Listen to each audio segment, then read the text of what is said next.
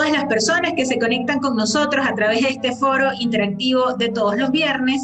El día de hoy vamos a analizar la situación política en el país a propósito del anuncio que ha hecho Juan Guaidó, líder de la oposición democrática en Venezuela, sobre un nuevo llamado a diálogo con el gobierno nacional y las repercusiones que eso ha tenido en el entorno político nacional y también fuera de nuestras fronteras. Para analizar ese tema y también lo que serán o lo que ha sido la nueva selección, la nueva escogencia de autoridades del CNE y esa convocatoria que hizo hace unos días el nuevo presidente del CNE de mega elecciones sin incluir presidenciales ni nuevas parlamentarias.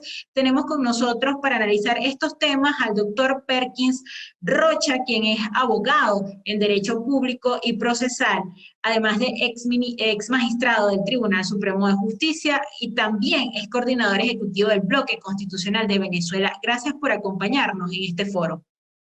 Gracias a usted por la invitación y espero poder satisfacer las expectativas. Muchas gracias. Doctor, ha sido noticia las declaraciones recientes de Juan Guaidó, presidente interino de Venezuela, quien ha planteado un pacto para Venezuela, le ha denominado la salvación nacional, acuerdo de salvación nacional. ¿Están dadas las condiciones para que la oposición democrática se siente nuevamente con el gobierno venezolano a negociar? Bueno, en primer lugar, hay que aclarar que no es la primera vez que Venezuela, en momentos de crisis en estos 21 años, asiste a un proceso de negociación con el régimen. El régimen ha venido desarrollando mecanismos sofisticados para aprovechar los diálogos en función de su permanencia.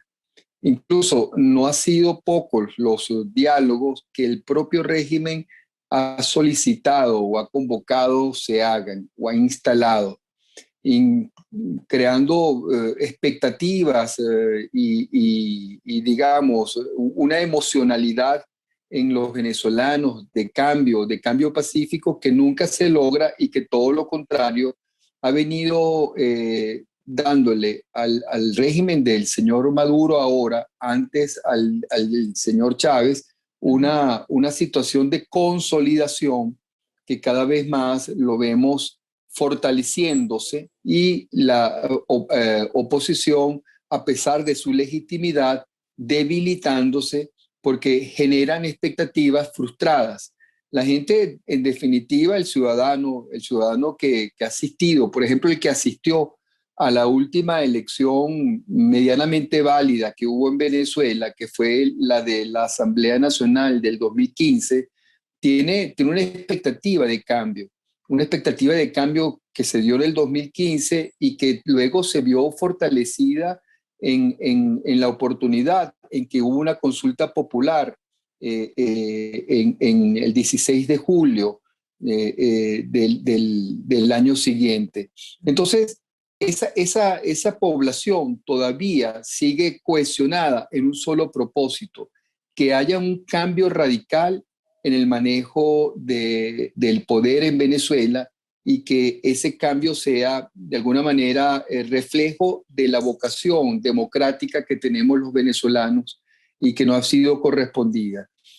Así asistimos a la posibilidad de que el señor Juan Guaidó asumiera las riendas de una presidencia interina y cumplimos con un propósito ciudadano que lamentablemente, tenemos que decir, se ha ido debilitando en el tiempo, producto de circunstancias que también no han sido las que los ciudadanos tenían presente.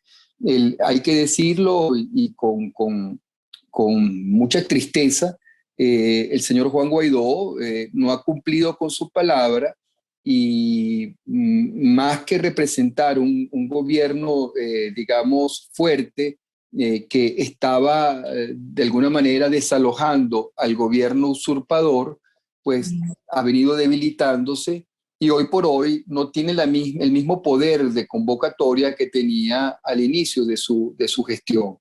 Vemos con mucha tristeza, con mucho dolor ciudadano, que un llamado de esto pareciera entender que engloba en la negociación al régimen. Y una negociación con el régimen en las condiciones en que está el interinato frente al régimen usurpador, nos coloca a los ciudadanos en la peor posición. Porque para poder llegar a una salida, digamos, lógica, como la que necesita la mayoría aplastante de todos los venezolanos en este momento, que somos disidentes y oposición al régimen, implicaría que la oposición fuera a esa mesa de negociación con alguna fuerza creíble, con algún poder, con algún elemento que pueda acorralar o exigir, que sea un medio de exigencia para el régimen que lo obligue a realmente a negociar. Vemos que en la oposición en este momento, el sector que representa el señor Juan Guaidó, que es el sector mayoritario, no posee esa herramienta, ese instrumento de negociación que esté en posibilidad de obligar al régimen a comportarse de una forma. En consecuencia, la negociación, en este caso, si llega a darse con el régimen, será a favor del régimen. Hemos dicho que no se trata de encontrar un nuevo espacio en el sitio de reclusión, no se trata de cambiar de condiciones dentro de la prisión, no se trata de recibir un mejor alpiste o una mejor posición dentro de la jaula, se trata de romper la jaula, se trata de liberarnos, de eso se trataría la negociación y no de buscar mejores condiciones que las que hasta ahora hemos tenido.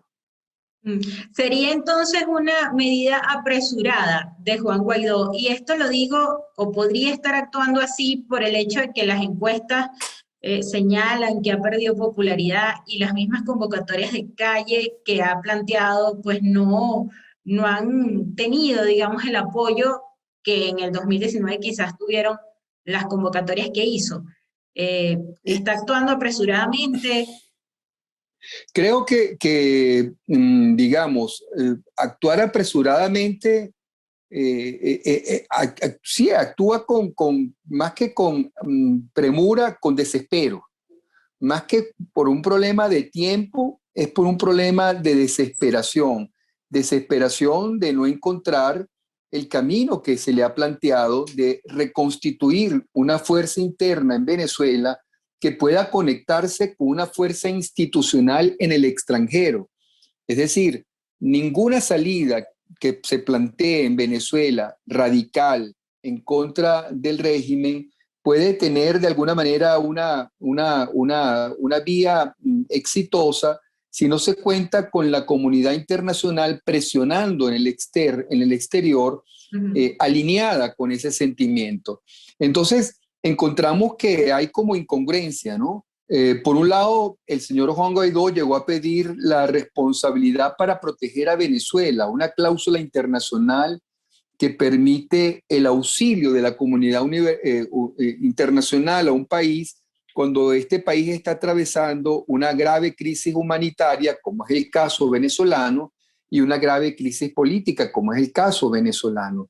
Se activó el TIAR dentro de la OEA, y el TIAR, como usted sabe seguramente, es un tratado internacional que permite el auxilio de estados americanos a otro estado que en Venezuela esté viviendo una situación irregular, producto de fuerzas internacionales delictivas, como es el caso de Venezuela. En el territorio venezolano, no es un secreto para nadie, actúa una cantidad de fuerzas irregulares que tienen parte del territorio tomado. Lo que hoy está pasando en Apure, lo que está pasando en el arco minero, lo que está pasando en la cuenca del Caribe, en las costas venezolanas, sobre todo en el área del oriente, grupos narcotráficos, grupos militares, guerrillas por el lado del sur de Venezuela, hacia Apure, hacia Táchira, hacia Barinas. Bueno, estamos, los estados del centro somos como una pequeña isla dentro del propio país. En definitiva, le hemos pedido al señor Juan Guaidó que conecte su gobierno legítimo con la constitución de una fuerza interna ciudadana que eleve la conciencia venezolana y que entienda, en definitiva, que esta tarea es institucional hacia lo interno, recuperando la visión de soberanía que se ha perdido en Venezuela con apoyo internacional. Le hemos pedido, por ejemplo, que desde la Asamblea Nacional active la cláusula que permite constitucionalmente el establecimiento de una misión militar extranjera en suelo patrio, que sea la propia Asamblea Nacional que él preside la que legitime la posibilidad de que en Venezuela ocurra una misión militar de carácter humanitario para atender la crisis de hambre, miseria y enfermedad ahora sumada con el COVID, y atienda también el problema de liberación política, y esto no lo ha comprendido. Él lo asomó en una reunión externa de la Organización de Naciones Unidas, lo ha venido impulsando el TIAR, pero hemos visto una posición más bien errática entre los dichos y los hechos. Y bueno, eso de alguna forma desmotiva a ciertos sectores de la comunidad internacional que en algún momento quisieron ayudarnos y que encontraron que, por un lado, oían esos llamados y, por otro lado, dentro del propio seno de la Asamblea Nacional se establecían comités de postulaciones electorales para llegar a acuerdos electorales con el régimen para unas soluciones. Esos son mensajes incoherentes, mensajes que no calaron, mensajes que desestimularon tanto en lo externo como en lo interno. En lo externo, a los grupos que en determinado momento en varios países latinoamericanos constitucionales estaban dispuestos a lograr para Venezuela apoyos importantes en nuestra lucha, e internos con el ciudadano que no sabe cuál es en definitiva el plan de vuelo que se tiene, si es en definitiva sentarnos a negociar unas elecciones o es solicitar el auxilio internacional para la ayuda humanitaria, incluso utilizando la fuerza legítima. No estoy hablando de nada que no esté ya previsto, ni constitucionalmente, ni en pactos internacionales suscritos por la República Civil antes del año 2000. Estoy hablando de un derecho internacional humanitario que está de alguna forma previsto para asistir a un país que, como Venezuela, perdió soberanía en el territorio, está siendo de una manera aislada internacionalmente por los grupos delictivos que hacen vida dentro de ella, y tiene una crisis humanitaria producto de una pandemia peor que la que tiene todos los países circundantes de América Latina a este país. Doctor, pero usted habla de que es necesario una intervención internacional, mayor presión a través de la vía de la intervención, y habla del principio de responsabilidad de proteger y del TIAR. Sin embargo, la comunidad internacional pareciera que no está dispuesta a arriesgar tanto para irse por esas dos vías. Pareciera que, según lo que ha dicho el mismo Estados Unidos o lo que ha dicho la Unión Europea, la vía es más hacia buscar una salida a la crisis venezolana por la negociación política con el gobierno. Esas vías, querida amiga, no solamente se invocan, esas vías se construyen. Es el símil que yo siempre pongo cuando en un edificio de propiedad horizontal, en un apartamento, usted sabe que hay unos vecinos, que hay una situación irregular, con unos menores, con una madre abandonada, golpeada, maltratada por otro adulto, y llega un momento en que no hay policía, no hay juez, no hay nadie que pueda socorrer ni a estos menores, ni a esta madre.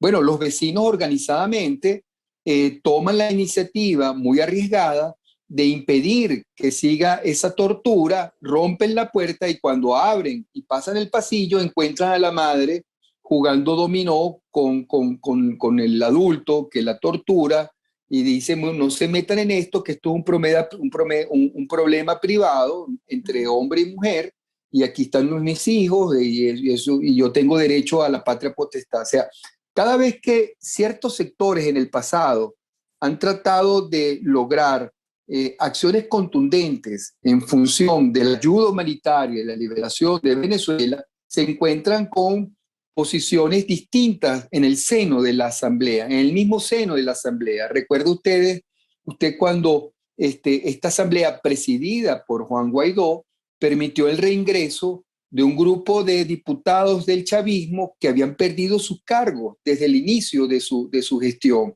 que la habían abandonado y luego por una estrategia del régimen absolutamente para implosionar la propia asamblea, reingresaron a ella y en vez de decir ustedes ya no son diputados, los aceptaron y a las semanas después constituyeron un comité de postulaciones electorales.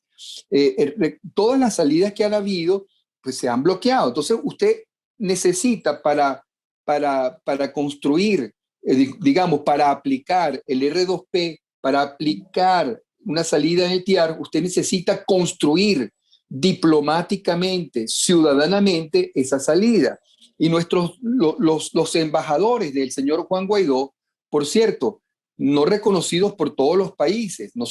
Juan Guaidó tiene un apoyo importante a nivel internacional, pero es la asamblea, porque si fuera en lo personal, pues sus embajadores fueran también reconocidos. Resulta que son muy pocos los países que reconocen los embajadores designados por el gobierno interino de Juan Guaidó.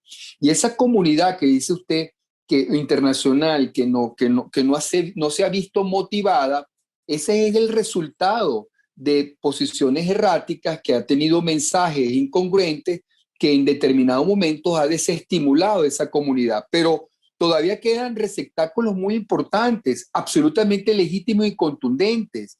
La Organización de Estados Americanos se ha cansado de decir la solución de Venezuela es la aplicación de la responsabilidad para proteger. El señor Almagro ha asumido esta lucha de alguna forma, diría, no solamente directa, como el más republicano y ciudadano de todos los venezolanos. Ahí está todavía. Y el TIAR todavía está dentro de la OEA durmiendo un sueño porque todavía no ha sido activado. Entonces, probablemente lo que tenemos ahorita es una comunidad internacional desmotivada, distinta a la que hace un año teníamos, y tenemos a una comunidad europea, por ejemplo, internacional, que le es mucho más cómodo vender internacionalmente una salida dialogada y negociada con el propio régimen, que es fomentar una salida de fuerza ciudadana como la que queremos. Y detrás de esta idea de apaciguar la protesta ciudadana, de esta idea de apaciguar la rebeldía legítima prevista en nuestro texto constitucional, en los artículos 333 y 350, detrás de esta idea de apaciguamiento hay un capital, hay recursos internacionales colocados para lograr esa tarea. Contra eso luchamos nosotros, contra esas salidas también luchamos nosotros. Entonces, lo que usted dice es cierto. En este momento, esas soluciones están difíciles, pero están mucho más difíciles porque no hay nadie que las quiera construir. Un buen político ha debido construir ese entarimado, ha debido construir en su mejor momento que tuvo el señor Juan Guaidó, apoyo internacional, apoyo financiero, apoyo ciudadano interno, ha debido construir estas vías, estas alianzas y no quedarse con el mensaje un poco piquijuye, ¿no? Lanza el TIAR y luego no hay apoyo. Habla del R2P y luego no hay continuidad. Si por ejemplo, en ese periodo en que él estaba al inicio de su mandato, hubiera la Asamblea Nacional declarado la autorización según el artículo 187.11 constitucional del establecimiento de una misión militar extranjera humanitaria para atender, por ejemplo, la pandemia y además los problemas que tenemos en Venezuela, tal como ha ocurrido en otros países abandonados, pues bueno, otro mensaje hubiéramos dado y no tuviéramos esta situación que tenemos ahorita, desmotivación interna y descreimiento de la comunidad internacional sobre las salidas venezolanas, por lo que una salida negociada como la que plantea el señor Juan Guaidó en este momento con el régimen en el exterior, se hace ver como una salida real, una salida legítima, y resulta que sabemos los venezolanos que lo que vamos a lograr es una mejor posición o una mejor condición en la prisión a que nos tiene sometido el régimen. Sí, eso le quería preguntar. Por ejemplo, apenas salió Guaidó hablando sobre este pacto de salvación de Venezuela, también salió Estados Unidos a respaldar un poco esa negociación y ha salido el gobierno de España también a respaldar la negociación. Y han hablado incluso del hecho de que se podrían negociar las sanciones internacionales a cambio de condiciones democráticas para que acá se hagan elecciones libres, mega elecciones libres, pero incluyendo también las presidenciales y parlamentarias. ¿Se pueden negociar las sanciones internacionales? ¿Es posible que se cambien sanciones internacionales que han sido porque acá se han cometido delitos sistemáticos de lesa humanidad, y también se habla en forma muy contundente del hecho de que hay funcionarios del gobierno que han incurrido en delitos internacionales como el lavado de dinero, el narcotráfico? ¿Son negociables las sanciones internacionales bajo los señalamientos que tiene el gobierno? Hay que distinguir dos aspectos. Las sanciones económicas internacionales son consecuencia de una política bipartidista, en concreto que el Estado de los Estados Unidos de América ha impuesto al régimen venezolano, y parte de algunos países europeos que por tratados internacionales tienen reciprocidad con las políticas internacionales de este tipo financieras que los Estados Unidos tienen. En consecuencia, las sanciones económicas impuestas por los Estados Unidos eventualmente tienen en determinados países del bloque europeo reciprocidad, porque hay pactos que así lo establecen, para cuando ellos sancionan a alguien, en Europa también haya algunos estados que lo hagan. Eso es perfectamente negociable. Lo que no es negociable, lo que no puede eliminarse, son los procesos judiciales que ya están instaurados en la Corte Penal Internacional, bien por lo que usted ha señalado, delitos de lesa humanidad. En la Corte Penal Internacional hay algo más de 6 causas contra Venezuela. Esas 6 causas tienden a acumularse. La Corte Penal Internacional, como bien dice su palabra, es un tribunal penal. En consecuencia, lo que existe dentro de ella son más de 6 querellas directamente instauradas contra personas individuales, no contra el Estado venezolano, ni contra la República de Venezuela, ni siquiera contra el régimen, que el régimen es una entelequia, un conglomerado, digamos, compuesto de varios extractos sólidos y algunos líquidos. Ese conglomerado criminal que representa el régimen ni siquiera es el que está querellado. El que está querellado es Nicolás Maduro y personas que directamente se relacionan y se vinculan a su entorno de gobierno. En lo personal, son querellas directamente dirigidas a Nicolás Maduro, a Padrino López y otros personeros, no solo del lado militar cercano al régimen, sino también del aparato civil.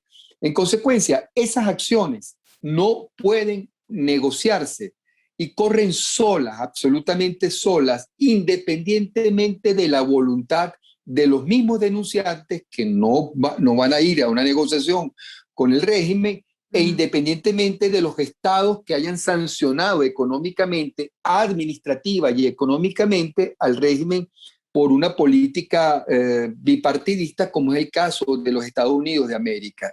Esas sanciones correrán y los resultados los veremos algún día, como se están viendo todavía para el caso de algunos regímenes autoritarios que tanto en América como en África han estado en vigencia, cómo todavía después de 10, 20 años ocurren decisiones dentro de la Corte Penal Internacional. No olvidemos que Maduro, además de esas 6 acciones que hay en el tribunal, en la Corte Penal Internacional, Maduro es el primer presidente, entre comillas, presidente o mandatario o digamos, cara visible de un régimen o de gobierno que por primera vez en toda la historia de la Corte Penal Internacional, creada, como usted sabe, por el Estatuto de Roma, ha sido directamente denunciado por 6 presidentes de Estado soberano.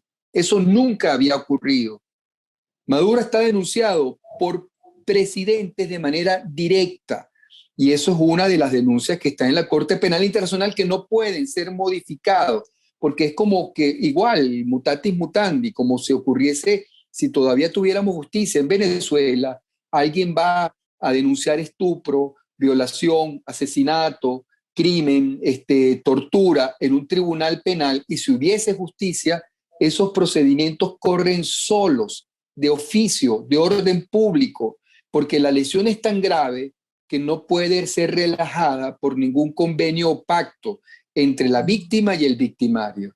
Entonces sí, perfectamente la respuesta para concretar su inquietud, sí pueden negociar algunas sanciones económicas que ha sido producto de una política estatal como la que en algún momento ha colocado desde la presidencia de Obama, pasando por la de Trump, y mantiene Biden el Estado americano, pero no así las denuncias que en la Corte Penal Internacional están caminando y va a paso adelantado. Acuérdense que estas es la justicia internacional que se mueve muy lentamente, pero es muy efectiva al final.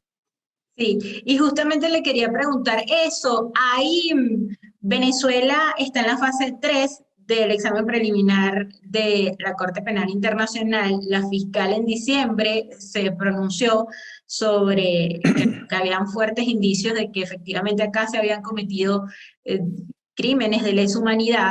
Eh, pero varios analistas apuntan a que Maduro, digamos, está cambiando o está cediendo ciertas condiciones para buscar acercarse a Estados Unidos y persuadir quizás estas investigaciones.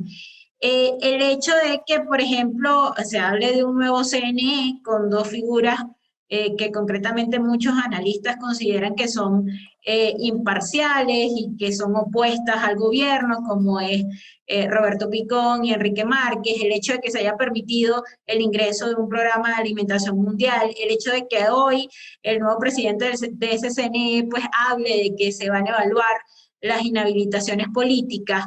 Esta manera de ceder que está haciendo el gobierno es con el propósito claro de persuadir las investigaciones de la Corte Penal. Bueno, digamos, ese es uno de sus propósitos. El régimen ha venido estableciendo en la práctica un estilo de vida al cual lamentablemente usted, yo y todos los que nos puedan oír o escuchar o ver por esta entrevista, lamentablemente, directa o indirectamente nos tenemos que sumar. Es un estilo de vida económico donde no hay control de los 2 instrumentos políticos que cualquier Estado tendría en democracia y en un sistema republicano, tendría a su mano. En Venezuela no, el régimen no tiene el control de la moneda nacional, no hay hoy por hoy una moneda nacional de libre circulación, porque el bolívar murió como moneda, como medio de pago, y ahí florece el dólar principalmente y otras divisas, y tampoco posee el control político de un instrumento como el Banco Central que fuera autónomo. O sea, eso lo perdió, de tal manera que el régimen de Maduro perdió control político de la economía venezolana. La economía venezolana está sumida en una especie de selva anárquica, donde factores de comercio son los que imponen el precio y en esa ausencia no vemos control de ningún tipo por parte del Estado, porque el Estado perdió la capacidad de ejercer control sobre la actividad económica. Entonces, ese estilo de vida donde cobramos en dólares, pagamos en dólares hasta los servicios que por dádiva damos al que nos cuida el carro mientras nos bajamos a comprar pan en la panadería, o hay una especie de intercambio de mercancía por ese servicio, que es la única forma de pago, ha creado una especie de espejismo, de libertad, como de libertad económica. Y a partir de ahí ha venido insertando mensajes el régimen de tratar de mandar un mensaje subliminal de cambio y de visión más amable. Lo dijimos el año pasado. Yo lo alerté junto a otros venezolanos que el 2021, lo dijimos en octubre del 2020, que el 2021 significaría para el régimen de Maduro el inicio de una nueva década. Y esa nueva década, la tercera, última década que ellos se habían propuesto, ameritaba una mutación del régimen. El régimen era digamos, arrancó con Chávez, con unas elecciones, luego fue mutando hasta formas más autoritarias. Chávez, a la muerte de Chávez ya era una dictadura. Ocurre este cese, este pase de poder al señor Maduro, estilo autarquía. Maduro empieza a generar un gobierno totalitario, un gobierno tiránico, y bueno, ese esquema ya había vencido. Era el concierto mundial de las naciones, ya tenían el ojo puesto sobre Venezuela, y ya vamos para 21 años. No podría el régimen de Maduro iniciar esta nueva década en el año 21 repitiendo el mismo esquema de sometimiento. Era necesario construir otra fachada, y la fachada se está construyendo. La fachada está en pleno desarrollo. ¿Cómo empezó esa fachada? Relajando los controles económicos de los factores de comercio, dejando que cualquiera importe lo que le dé la gana, cualquier tipo de mercancía, sobre todo la mercancía que guarda relación con alimentos, bebidas, y permitiendo Ferraris en Venezuela, como sabemos que ha ocurrido, la importación de Ferraris, importación de bodegones con licores carísimos, y permitiendo una especie de equilibrio comercial de un sector, de un pequeño sector de la clase media alta, que empieza a generar estos intercambios y a pagar también servicios en divisas.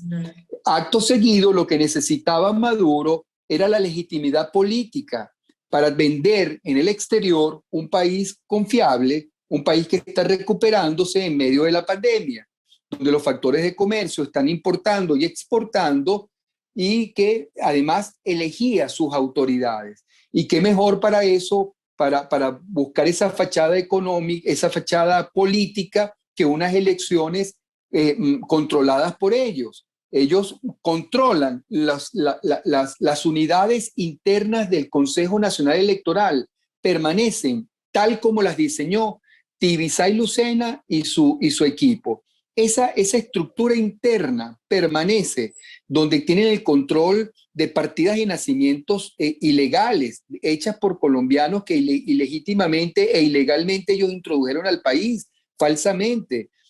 Por decir algo, por decir uno de tantos vicios que hay internos, todo ese andamiaje permanece incólume. ¿Qué hacen sobre eso? Lo controlan, garantizan el control y llaman a una especie, a una renovación entre comillas, colocando en vez de uno, ahora dos representantes de la oposición. Estos representantes de la oposición nunca van a llegar al fondo del cáncer que hay en el CNE. No tienen la capacidad ni política ni financiera para poder modificar el CNE. Y con ese CNE ahora te hacen un llamado para renovar exclusivamente las gobernaciones y las alcaldías con grupos políticos de la oposición que fueron traidores a la causa de Guaidó y que ahora se presentan negociando migajas con el régimen a cambio de una visión apaciguadora donde hay dinero, te repito, y aquí lo colectamos con lo que anterior hablamos. Ese dinero colocado por ONGs internacionales, principalmente europeas, para surtir esa nueva forma de apaciguamiento, bueno, encuentra en un proceso electoral el mejor momento para manifestarse y dar, después de estas elecciones, que seguramente van a ser a finales de este año, una imagen totalmente distinta a la imagen totalitaria y reaccionaria, tiránica que tenía el régimen a inicios de este año. Con eso, lo que estamos logrando es la consolidación de una forma más amable de sometimiento, donde va a aparentar haber soltado el poder en algunas áreas, cuando en el fondo sigue manejando el poder militar, sigue manejando el poder político y sigue manejando en definitiva la permanencia de su status quo político que nos ha vendido el régimen. Sí. Antes de seguir hablando sobre las elecciones, yo quisiera terminar de preguntarle en este intento de nueva negociación, el hecho de que ha salido también información de medios internacionales de que el Papa Francisco quiere mediar también en el conflicto venezolano.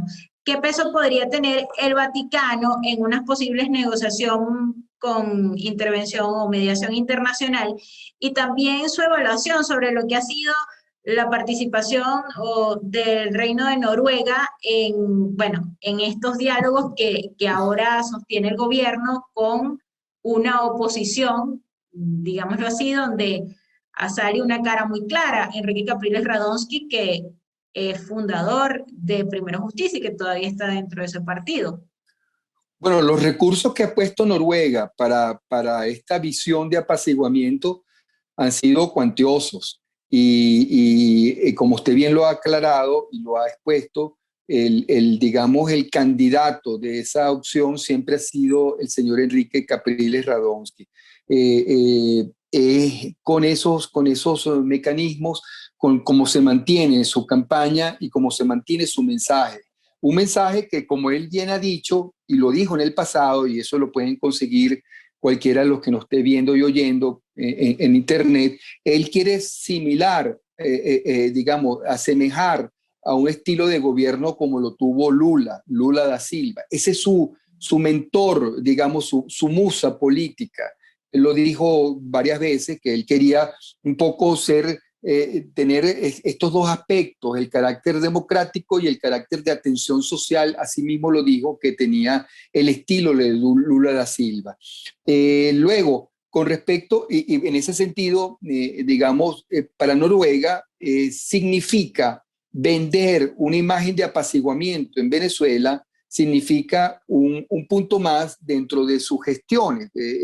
Los factores de poder que existen en Noruega, que han recopilado intereses y capital económico para venderse como el gran, digamos, formador de alianzas, bueno, necesita un punto más en su averaje. Y Venezuela sería muy importante lograr una negociación que apaciguara la rebeldía y apaciguara digamos, la protesta y mantuviese de alguna manera una cara más amable de un régimen autocrático, tiránico, que deviene en una mixtura con parte, con un sector de la oposición.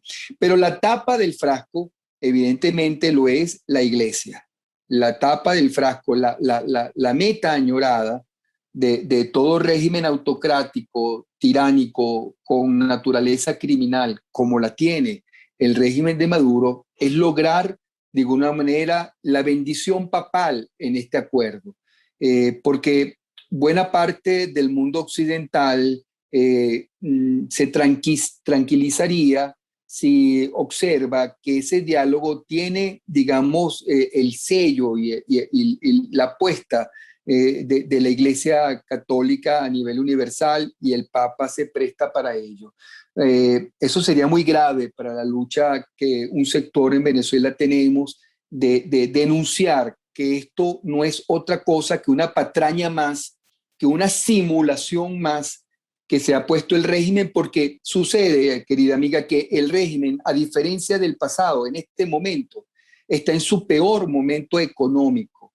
Es como un carro al cual se les picharon los cauchos, ya no tiene batería, y la gasolina se le acabó completamente. Lo que ocurre es que está en bajada y lo que lo lleva es la solo inercia y por un lado la creencia que todavía es un gobierno fuerte porque a lo único que le ha dedicado sus pocos recursos es a perfeccionar y a sofisticar los mecanismos de represión que si bien en el pasado eran masivos, ahora en el presente son selectivos. No deja de lanzar la mano para recordarnos que está ahí y que en cualquier momento a cualquiera nos puede quitar la libertad. Todavía tenemos al señor Carreño, Roland Carreño, metido en una cárcel. Todavía existe en Venezuela militares torturados y sin libertad. Todavía existen civiles en condiciones realmente paupérrimas y de esto no se ha hablado como un requisito. Esto debería ser como una especie de precondición para yo sentarme a hablar con el enemigo, con quien hasta el presente lleva 21 años sometiéndome. Lo mínimo que yo debiera tener como decencia es una precondición que me permita a mí tener un diálogo medianamente fructífero, libera a los presos políticos completamente, devuélvale a los partidos políticos sus antiguas direcciones que fueron confiscadas ilegalmente por el TCJ que preside el señor Michael Moreno, recupere los espacios políticos de libertad en el país antes de hablar de negociación. O sea, estos esquemas no se han saldado en Venezuela. Estaríamos vendiendo una imagen de algo que no está ocurriendo en Venezuela. O sea, es el mismo caso que le comenté hace rato. La señora torturada y violada junto a sus hijos en el apartamento, estaría pintando el apartamento, las rejas exteriores y colocando aire acondicionado y usted que está por fuera cree que lo que hay por dentro es más tranquilidad porque ve una externalidad amable y resulta que lo que existe por dentro es la continuidad de la tortura. Doctor, María Corina Machado dijo recientemente que aceptar ir a esas elecciones que convoque ese CNE de la Asamblea Nacional de mayoría chavista es ir a un abismo.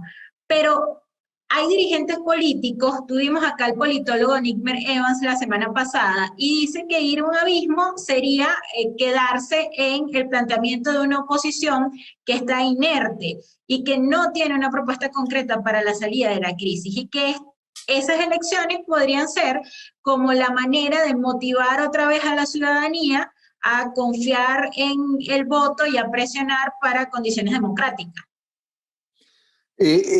El primer elemento que hay que considerar es contra qué luchamos y en qué contexto luchamos.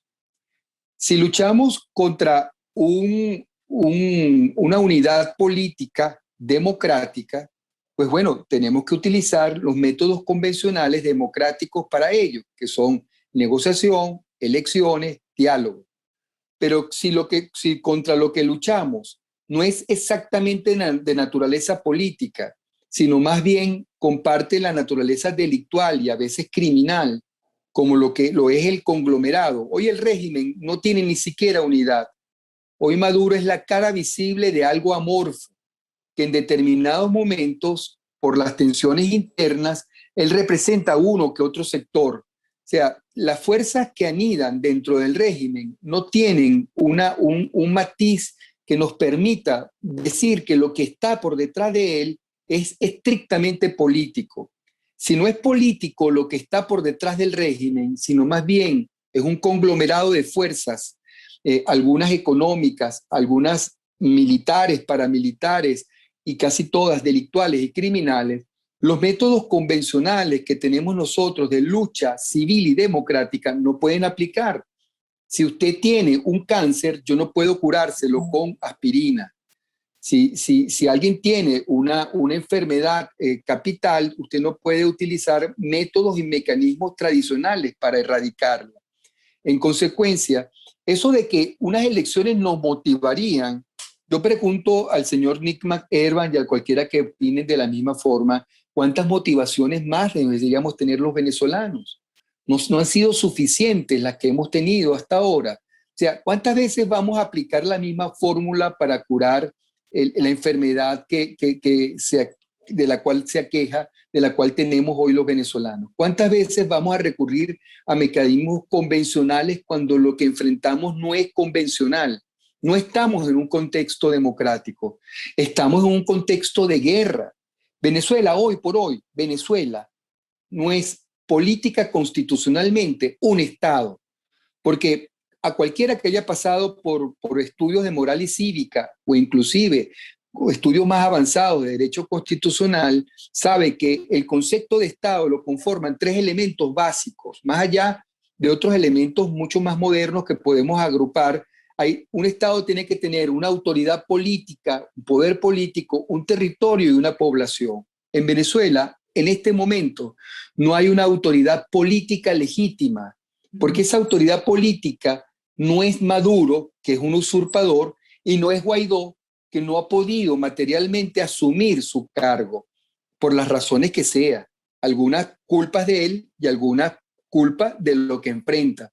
Pero en Venezuela, hoy por hoy, hay una ausencia de legitimidad política. En consecuencia, no hay propiamente un Estado. Por eso ocurre lo que ocurre en la mitad del territorio venezolano, en el estado Bolívar, en el estado Apure, lo que está ocurriendo incluso en la propia capital, a escasos 15 kilómetros o 20 kilómetros de Miraflores, que un señor apodado El Coqui es capaz de parar la ciudad por 3 días simplemente porque no hay manera de erradicarlo. Y ha tenido el tupé, el propio régimen, de plantear negociaciones con el Coqui para llegar a un acuerdo de convivencia. En pocas palabras, Venezuela perdió soberanía y en consecuencia no hay Estado, no hay república, porque la república amerita de alguna autoridad que lo represente. Y a Maduro todavía son más de 160 países que no lo reconocen como presidente. En consecuencia, ¿qué queda en Venezuela? En Venezuela queda una población que nos une algunos vínculos culturales e históricos, que hacemos vida sobre un territorio, el territorio que en el pasado fue el que ocupó la República Civil legítima antes del año 2000. Entonces, frente a esa realidad tan amorfa, frente a una pérdida de soberanía, hablar de que vamos a construir a Venezuela simplemente conviviendo con el régimen que nos ha destruido, oye, es un planteamiento un tanto temerario. Las salidas, como efectivamente usted dice, no han sido construidas por el interinato. ¿Y qué quedaría en consecuencia? Quedaría en consecuencia reconstituir la oposición con otra visión, con otro planteamiento y con otros líderes, unos líderes que asuman la representación política de la oposición, que no estén vinculados a estos 21 años de desastre, a la sociedad civil, convocar a lo que queda en la sociedad civil organizada para hacer un planteamiento de carácter político que pueda permitir vivir y de alguna forma plantearnos un proyecto de vida que mantenga distancia con el régimen, no conviviendo con el régimen. Repito, unas elecciones en estas condiciones en que estamos diezmadas de Venezuela, lo único que lograría probablemente es distintas condiciones dentro de la prisión. En el mejor de los casos, mejorar las condiciones de reclusión, pero nunca la libertad. Habla usted de nuevos líderes dentro de la oposición. Ciertamente lo que ha habido es una pérdida de la unidad, al punto de que, bueno, hoy vemos a un Enrique Capriles, a un Carlos Ocariz, a un Américo de Gracia, hablar de apoyar elecciones, un discurso totalmente contrario a lo que plantea Guaidó de no reconocer ese CNE, o lo que ha planteado la misma María Corina Machado de tampoco reconocer ese CNE y también cuestionar lo que está haciendo un sector denominado G4 dentro de la oposición. ¿Cómo se recobra esa unidad? Y qué caminos hay para la población, porque el venezolano, la mayoría del venezolano, y lo ha demostrado así tanto la consulta desarrollada el 12 de diciembre como las elecciones del 6 de diciembre, más o menos el 70% de la población no se identifica con ningún sector político. La unidad que nosotros estamos planteando no es la unidad de casarnos con cómplices ni corruptos, no es una unidad para disculpar los delitos, para mirar hacia el cielo cuando lo que tenemos a nuestro lado es una persona que delinquió. La unidad no puede ser excusa para olvidar el pasado de lo que se hizo mal. Nosotros, no, más que unidad, lo que estamos planteando y creemos que Venezuela necesita en los factores democráticos es una alianza para un objetivo, para una meta en común. La meta en común, esa alianza implica desalojar el régimen y esa alianza es que cada quien establezca su ruta, pero que la ruta en todos los casos estratégicamente apunten a desalojar el régimen. Yo te pido que recuerdes lo que ocurrió en 1958 y antes, a finales de 1957. La alianza que hubo entre sectores que eran ideológicamente distintos con un solo propósito: desalojar la dictadura de Marcos Pérez Jiménez del país. Ahí tuviste sectores representados por Rómulo Betancourt, yo diría que de la socialdemocracia, por Jovito Villalba, de URD, por Rafael Caldera, de las ideas social cristianas, pero también estuvo Gustavo Machado, representante de la ortodoxia comunista en ese momento, y también estuvo Fabricio Ojeda, representante de la izquierda, rebelde, que ultrosamente hacía vida en las calles venezolanas. Estos 5 personajes no se unieron, ahí no hubo unidad, ahí lo que hubo una alianza estratégica. Tanto es así, si hubiese habido unidad, después de depuesto el régimen perejimenista, estos sectores hubieran convivido políticamente en el país. Y lo que hubo después de la caída de Pérez Jiménez fue una guerra atroz entre 2 bandos ahí, un bando representado por los 3 demócratas y otro bando representado por la izquierda. Fue atroz esa batalla. De ahí nace el portoñazo, momentos terribles que ha vivido la historia contemporánea de Venezuela en la época de la dictadura, de la República Civil. Pero lograron su propósito. Su propósito fue desalojar al tirano, crearle las condiciones políticas y económicas adversas para que no le quedara otra alternativa al tirano que irse del país. Esa misma alianza es la que nosotros proponemos, porque una unidad con quien no tiene convicción política hacia lo que nosotros creemos debe ser Venezuela, un Estado liberal, no podemos plantear una alianza, no podemos casarnos. Una unidad es un matrimonio. En cambio, una alianza es simplemente un compromiso de caminar una ruta juntos.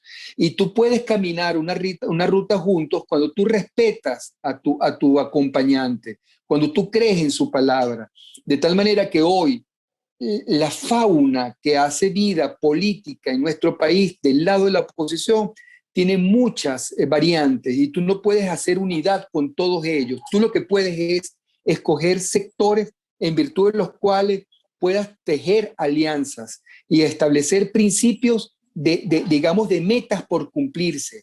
Caminar sobre la base del cumplimiento y satisfacción de hitos, cubriendo etapas hasta lograr en definitiva el éxito total, que es desalojar al régimen. Desde esa manera, los contrarios podemos hacer vidas dentro de esta visión estratégica. Ahora, pedir unidad al sector de oposición cuando hay parte de ella que quiere convivir y está dispuesta a convivir con el régimen a cambio de una mejor posición de poder, es decir, a cambio de una mejor posición dentro de la jaula que nos ha dispuesto el régimen, no podemos hacer unidad con ellos. Sin embargo, hay un sector que sí puede hacer esta alianza y que puede tener esta meta. Esto debería entonces entenderlo y en ese sentido trabajarlo aprovechando esta situación que tenemos y empezar a tener otro vínculo con el ciudadano. Explicarle al ciudadano por qué estas elecciones van a ser una farsa.